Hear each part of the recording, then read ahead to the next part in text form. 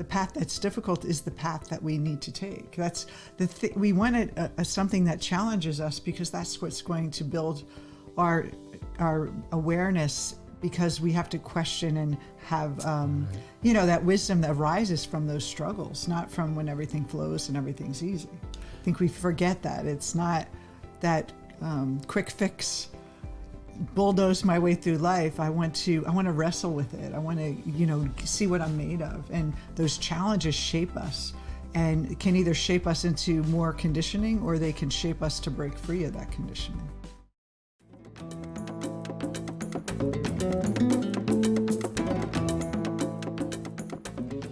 Hello, welcome to season number 7 of Soul Sessions with Creative Mind. I am Deborah Burnt Maldonado. I'm here with the great Dr. Rob Maldonado. Thanks. Good to be here. And we're excited to explore a new series in spiritual psychology. And this series is about the 4 human pursuits, the Purusharthas. Did I say it right? The Purusharthas. Purusharthas, okay. But before we begin, I want to remind you to make sure you don't miss an episode of Soul Sessions by clicking on the little button here if you're watching us on YouTube, or if you're watching us on or listening to us on Spotify, iTunes, or another podcast service. Make sure you subscribe to our channel and not miss another episode. So let's talk about the 4 human pursuits. Yes. So I wanted to start with a quote by Houston Smith, the author of World Religions. He says, "If we take the world's enduring religions at their best, we discover the distilled wisdom of the human race." And really, that's the spirit we're approaching this work with. That when we distill, when we look at the best of these world religions and spiritual traditions that have endured for thousands of years, we start to get a sense of what the wisdom that sustains them and that gives them their staying power. There's a deep wisdom there that we want to take advantage of. We want to bring it and translate it into a spiritual psychology that we can use, that can be applicable to anyone that is seeking transformation, wisdom, knowledge, peace of mind. And what I love about it, it's so practical that it's almost like it's too simple to think that it's really that profound. But if you really learn the Eastern philosophy from the root of the philosophies, reading it directly from the books, you'll find such profound wisdom. So we hope to bring that to you and help you see it as very accessible and very doable to apply in your life. Yeah. So we're talking about the 4 human pursuits, and we'll be talking about them in this series. We're going to focus on one, but the 4 are Dharma, Kama, Artha, and Moksha, which is my favorite. It is not a drink at Starbucks. It's something much more profound. And let's just review what each of those 4 are, and we're going to be talking about Dharma today. So let's start with Kama. Yeah, so Kama is the pursuit of pleasure. And we know humans are, it's a human pursuit because we need to enjoy the world. Our senses are designed to take in the beauty, the pleasure of life. And it should be a human pursuit, of course. It should be something that we think about, that we make sure we're enjoying our life. So it's basically the root of our conditioning is that pursuit of pleasure. The ego moves toward pleasure and away from pain. But we'll talk about a higher way to pursue pleasure in one of our next episodes. Artha, which is my favorite, it's the pursuit of wealth. And it seems sort of odd when people hear this, that it is a human pursuit that can also be spiritual. That's right. So Artha, just in general, is the idea of success, proper work, of doing your purpose as your work, or your work as a higher purpose. And it includes, of course, material success, as well as money and notoriety, fame, having a good name, a good standing in society. And the last one is, before we get into Dharma, is Moksha, which, like I said, it sounds like one of those mocha frappuccinos, but it actually is liberation, which means that you're actually liberated from your human pursuits. So all these other three are human pursuits, and then moksha is the liberation of those. And liberation of the body, liberation of the ego, higher states of consciousness. Yeah, and we certainly see this in a lot of the Eastern traditions, the ones that grew out of the Upanishads, that liberation, salvation, enlightenment, nirvana, is liberating ourselves from the human condition, or transcending it at least, is at the heart of these traditions. And the heart of relieving suffering in our lives is liberating ourselves from the pain of grasping for the earthly possessions and feeding the ego and really letting it all go. And so if we can do that in our lifetime, that is amazing, to do it while we're alive versus waiting till that last moment where we finally feel liberated. We want to do it earlier so we can enjoy being in the body and having also liberation. So let's start with Dharma. And Dharma, I used to think Dharma was more like your life purpose of, this is my career that I want to pursue. But you have a more closer definition of Dharma? Yeah, and again, we're approaching it as a spiritual psychology, as a philosophy, not so much the religious practice. But from our perspective, right, the Dharma then becomes the righteous spiritual principles that persist throughout the ages. And your particular Dharma is that harmonizing with those principles. How are you going to tie? How are you going to yoke? How are you going to connect what you do as an individual to those higher spiritual principles? And that duty, that practice of connecting yourself to those higher principles is your particular Dharma.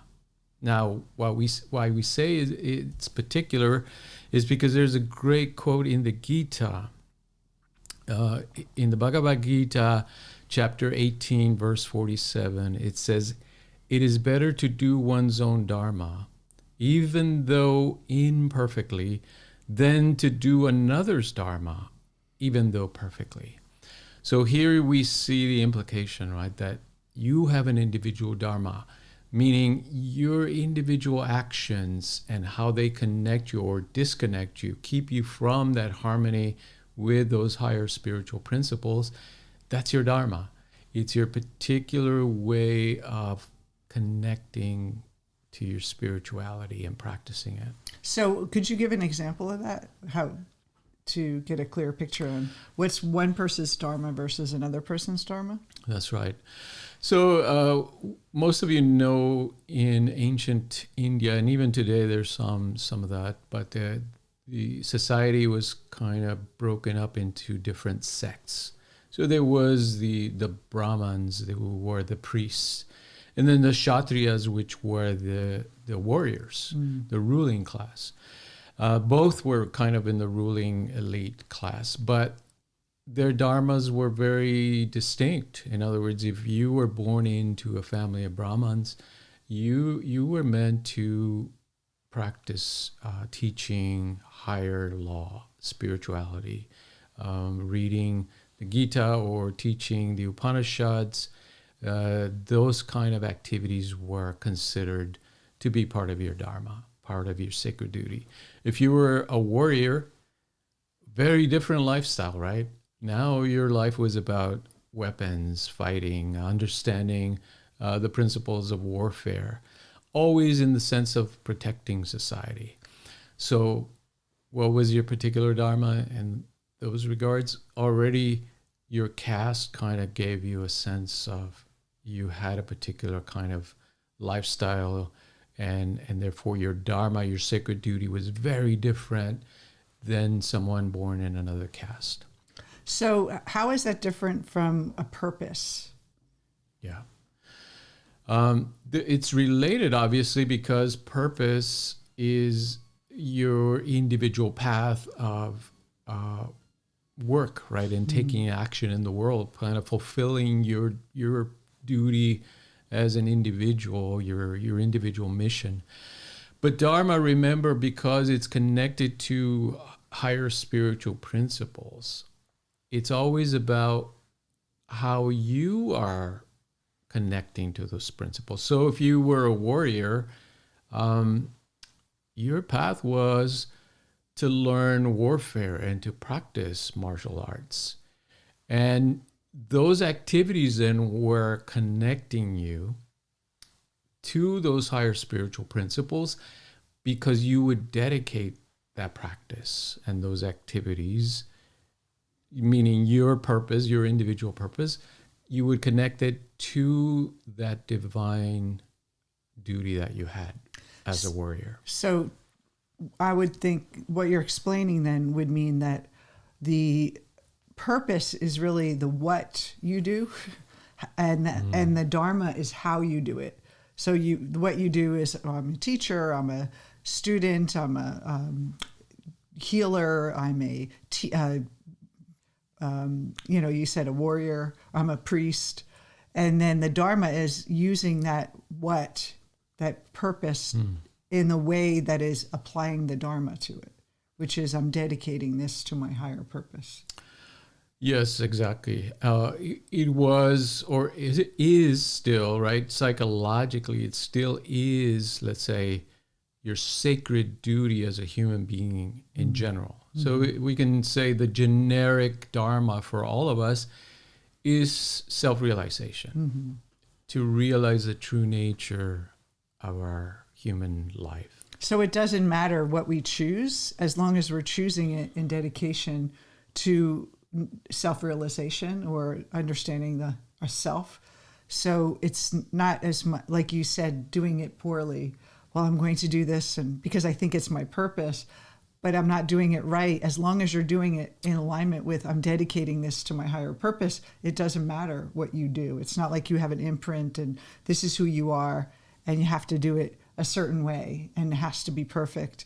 It's how you do it is through that non-attachment, through seeking knowledge through your actions. Is that how you would say it? Well, yeah, there's a deep implication here, right? That it's better to do your purpose, even though you're messing it up, you're screwing it up, because you're on your path, you're on your individual path. So for someone like me, for example, if maybe I could make a better living being a banker or an investment guy, or on Wall Street or something else, right? Whatever it is. But I would be going against my deeper sense of self and what I feel to be my duty and my purpose in life, which is my Dharma. And therefore, even if I did something else better, it wouldn't really be on my path. It wouldn't be fulfilling my Dharma, doing my purpose. Therefore, it's not worth it. So, but those of you that feel that you have a particular purpose in this life, go for it. Make a mess. Yeah, even if you're not doing it as perfectly as you might be able to do other things, it's the best you can do with your life. It is that the teaching in the Gita, which is, and the Gita, remember, is considered the distillation of the Upanishads. That wisdom is saying each and every one of us has a particular purpose in life. That particular Dharma is what you're meant to be doing. And if you do it, you're on your spiritual path. And if you don't do it, even if it goes well for you, you're not using your life in a proper way. You will be unhappy, right? Well, that's another question, but you will not be fulfilling your Dharma. And that in itself has implications, right? Because as we look at the other elements like moksha, meaning liberation, salvation, enlightenment, it's not going to lead you towards that. When we look at the totality of these human pursuits in combination, they give us the full life, the full experience of ourselves, and the fulfillment of our lives. So the big question is, I'm sure everyone's sitting there wanting me to ask this question, how does someone know their sacred duty? How would someone know their sacred duty versus it's not their duty? Yeah, especially now, we're not born into caste systems anymore. No, we're still born into classes and into different cultures, of course. But that itself doesn't give us our sacred duty. It's the internal journey, right? Again, from a psychological perspective, we have to do that inner self-inquiry to really find ourselves. So it requires a little bit of time to make time for that. That it's an important piece of your life to figure out what is it that I'm supposed to be doing here. And an answer will come, but it has to come from within you. In Jungian terms, this means you're connecting your conscious waking life to the unconscious mind, to the deeper unconscious mind. And he says, as you do that, as you enter and you kind of knock on the door of the unconscious mind, the unconscious will give you a symbol, a sign, kind of a... It'll be an interruption on your path. The person will meet you, right? They kind of a chance. Yeah, it'll give you a vision, essentially, of what your purpose is, what your Dharma is. And so I see this all the time. I mean, I've been an entrepreneur for over 20 years, and I've seen many entrepreneurs get really excited about starting something new, living their career they like, and they're not making progress. They're failing at it. They're not getting clients. The money's not coming in, and they feel very discouraged, and they feel as though this is not my thing. This is not my purpose, because if it was my purpose, it would be much easier. And what I really want to underscore is that your purpose is not easy. It's actually hard. It's easy to not live in your purpose. It's easy to go for something that seems to flow. And I think there's this big misperception that when you're in your purpose, like when you do what you love, everything falls into place. No, it doesn't. Everything, when you're really truly what you love, you're going to be challenged. And dedicating all that struggle, dedicating the setbacks, the fears, the hesitations, the bad luck that comes in are all opportunities. And you say to yourself, I believe in this. I want to do this. Nothing's going to stop me. That's what's going to persevere. And when you use the higher knowledge, like you said, that dedicating it to even this failure, I'm going to dedicate it to knowing higher knowledge. You're really undoing that ego attachment to getting the quick fix, the quick happy result, and you're able to really succeed in a deep way. You're carving out this new you that's not the little ego anymore. But I see so many people give up, or they push, I guess it's not meant for me, and then they let the world decide who they are, and then they're more. And I've done this with myself all the times I've tried to put myself out there and start and stop, and then finally just not give up. That's the time I'm going to use this for my spiritual growth. I'm going to dedicate all these struggles, all these confusion, all these challenges, all these fears that I have to learn about myself, dedicate it to that Dharma of this is going to help me connect to the self. Yeah. So your Dharma helps you, there's another principle that's mentioned in the Gita, and that is making your mind one-pointed. So what should you point your mind towards? That's your Dharma. If you know your Dharma, your sacred duty, then you always have something to point your mind towards. That why am I suffering? Why am I going through hardships? Why am I succeeding? What is the purpose of me generating abundance, wealth? Everything goes towards that dharmic principle, that higher purpose. So you always have that direction for your life. Well, wouldn't it be that if your one-pointed mind is, I want to liberate my mind. I want to individuate, as they would say in Jungian philosophy. I want to become my true self. That's the prize versus the short-term win or lose when it comes to, a goal you're trying to reach. It's really that if you have that, hold that vision of, if I can grow from this, then it's a win, always a win. What would you say? Is that what you would say? Yes, because when we talk about Artha, success, we'll get to the point, or to the understanding, right, of what is the purpose of money. If we work for money, we're serving it, right? We're serving the money. Whereas if we dedicate it to our Dharma, our higher purpose, then it is serving us, and which is the proper way to position wealth and abundance. So for someone, I think we already know what our sacred duty is in a way. We have a sense. And sometimes when it comes to mind, we may think, nah, that's not it, because we don't want to pursue it in some way, or the way to pursue it is, the path is difficult. But the path that's difficult is the path that we need to take. That's we want something that challenges us, because that's what's going to build our awareness, because we have to question and have, that wisdom that arises from those struggles, not from when everything flows and everything's easy. I think we forget that. It's not that quick fix, bulldoze my way through life. I want to wrestle with it. I want to, see what I'm made of. And those challenges shape us, and can either shape us into more conditioning, or they can shape us to break free of that conditioning. Yeah. And in our spiritual teacher training, we talk about the different paths that that Dharma takes for each and every one of us. For example, there are the 4 different paths to yoga, or in yoga, the 4 different yogas, right? There's that inner journey of meditation, of looking inward, of sitting still and stilling the mind as much as possible, which is rajas.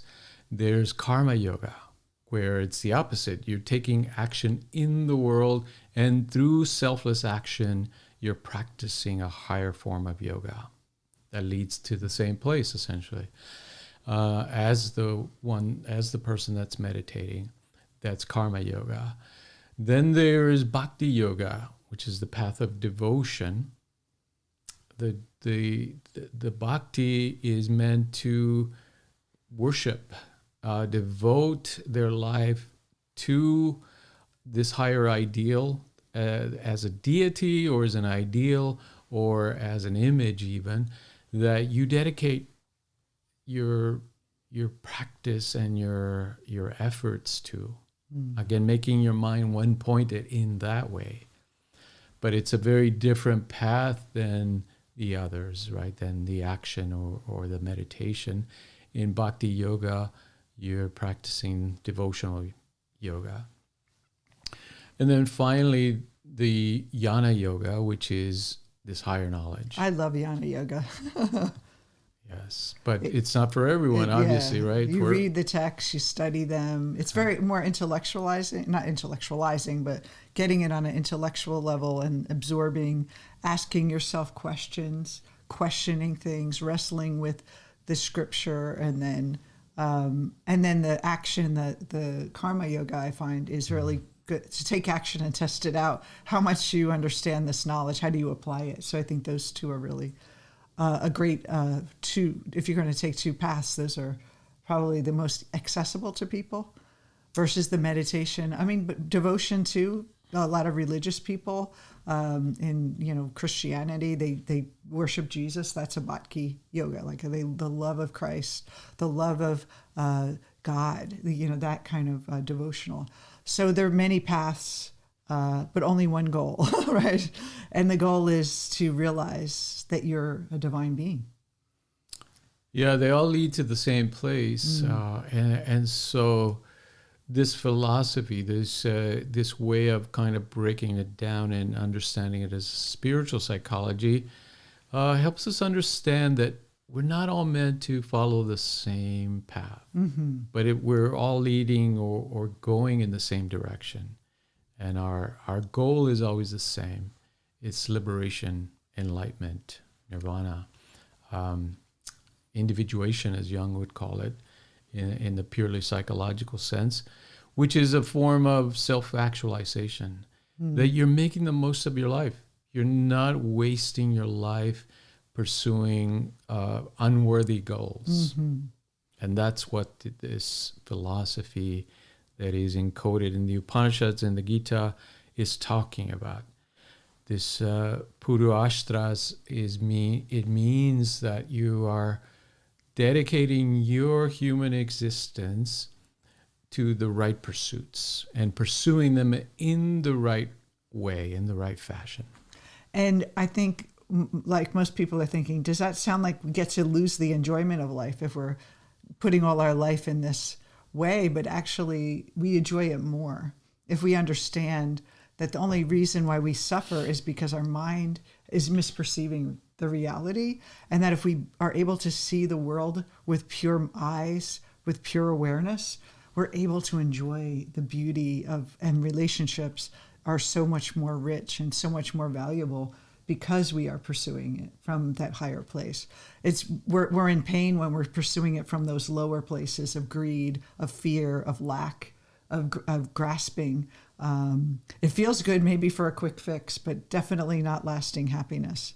So we're going to continue this series. We'll go deep into Kama, Artha, and Moksha in following episodes. But for today, think about what is your Dharma and are your sacred duty, and are you expressing it and express it, even if you express it badly, as dedicated all to your self-actualization. I'm dedicating this so I can know myself in all ways. I'm dedicating this to reach a higher level of consciousness. I dedicate this to God or to the divine in me. Whatever words resonate with you to help you take it off the ego's agenda and put it in a higher agenda of your pure self.